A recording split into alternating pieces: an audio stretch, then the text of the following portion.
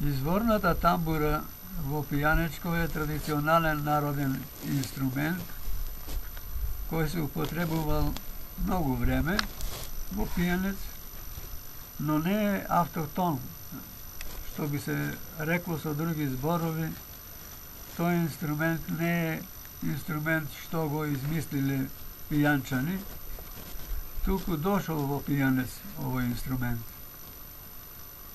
Карактеристично е да се каже дека тамбурата ја донесуваат во пијанец турците по нивното доаѓање во Македонија. После Маричката битка 1371 година, полека турското навлегување се чувствувало во Македонија и конкретно 15 и 16 век турците се заселиле целосно во Македонија. Можеме да исто тука спомнеме дека заедно со тоа што дошле турците, тие донели својата култура, своите песни, своите инструменти, па меѓу инструментите дошла и тамбурата. Тоа покажуваат и првите пишувани документи за прв пат се спомнува тамбурата во Македонија во 1551 година во еден пишуван документ. И се разбира на тамбура прво свиреле турците, па потоа тој инструмент им се допаднало и на православното население, на покореното население, на рајата, и така почнале и тие да изработуваат тамбури и да музицираат на тој инструмент. Најчесто придружувајќи си ги нивните песни, користејќи тамбурата за народни ора, веселби, посебно за помали семејни прилики. Тамбурата спаѓа во групата на така наречени квадрофонични народни инструменти, кои имаат жици, или во тоа време се викало тел, така да тонот се добива со затресување, било со прстите или пак со лупка од црешна изработена, ова кое музичарите, тамбурџиите го викаат терзене, а тука кај нас во пијанечко се вика тезене. Тамбурата е еден инструмент кој според бројот на жиците и големината на бројот на жиците и има и своји имења. Ова тамбура тука што ја гледаме има две жици или два тела,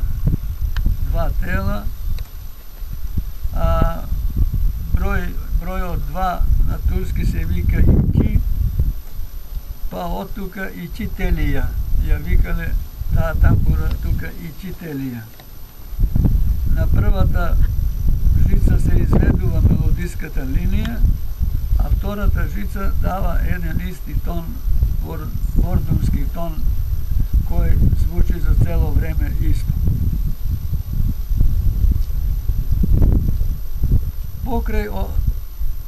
Покрај ова, народот наш христијански и дал и свое друго име.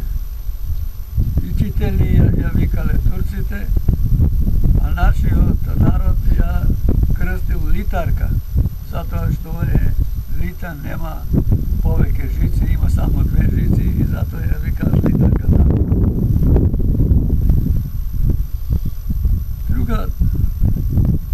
тамбура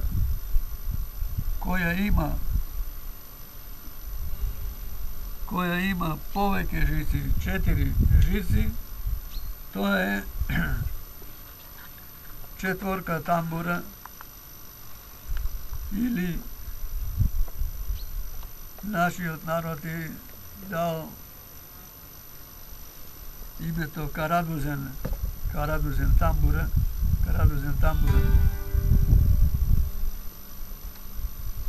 Можеме слободно да кажеме дека тамбурата има неколку делови кои ќе ги покажеме сега. Овој дел од почетокот до моите прсти, тој дел се вика корпус или кратуна, длабна дел, покриен со брезова штичка, со еден отвор за излегување на тонот.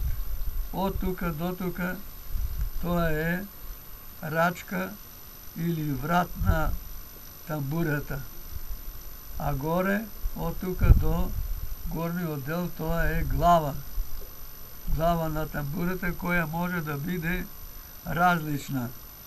Гледате, кај оваа тамбура е права, а рачката достига ширина до отприлика 3 сантиметри, 3,5 сантиметри.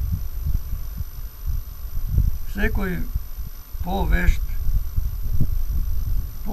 мајстор може да направи тамбура со своји алати,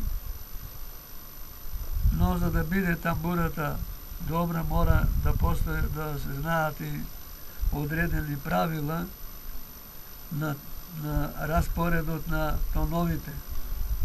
Кога се правила тамбурата во минатото, обично имала до 12 позиции. Тоа од овде до овде, за преградка се вика една позиција, втора позиција, трета, четврта, пета, шеста, 7, 8, 9, 10, 12, тоа нешто има една 13. Некои има правата и помалите имаат по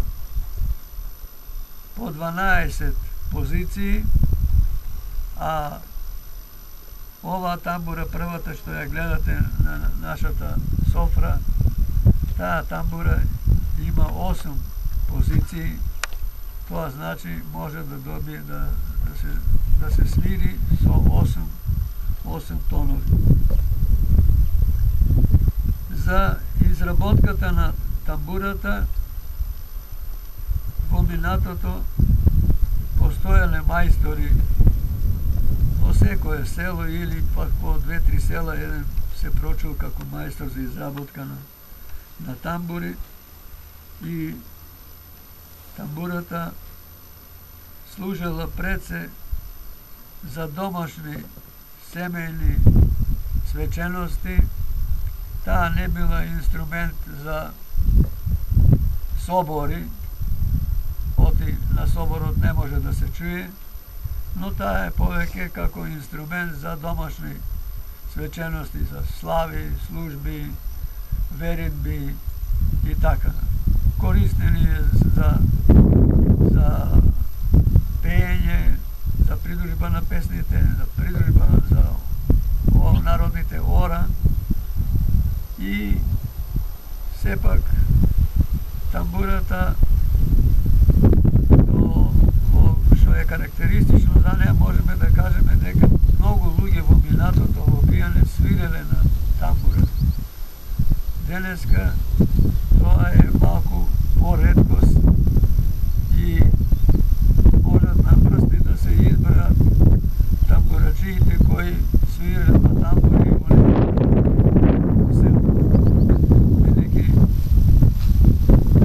постоеше големо преселување, миграција од селото во градот.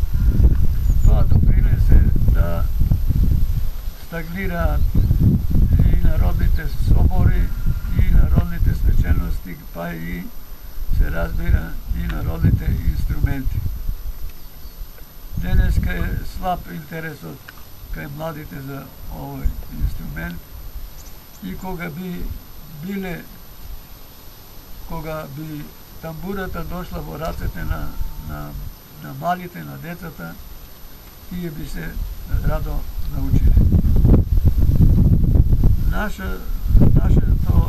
Нашата потрага по тамбура покажа дека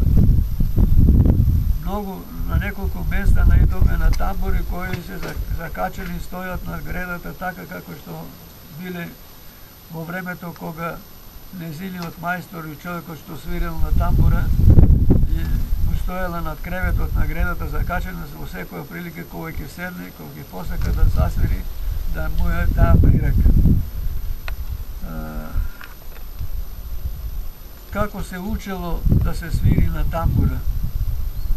На тамбура свириле посебно мажите, но не е случај и да има и жени и девојки да свират на тамбура. И денеска има такви примери, најдохме во Пијанечко, но по-тешко, по-ретко е мајсторот тамбураджија таткото да покаже како се свири, да искористи време да покаже на синот или на керката како треба да се свири со тамбура, како треба тамбурата да се држи и нешто да покаже. Меѓутоа повеќе се учело од гледање.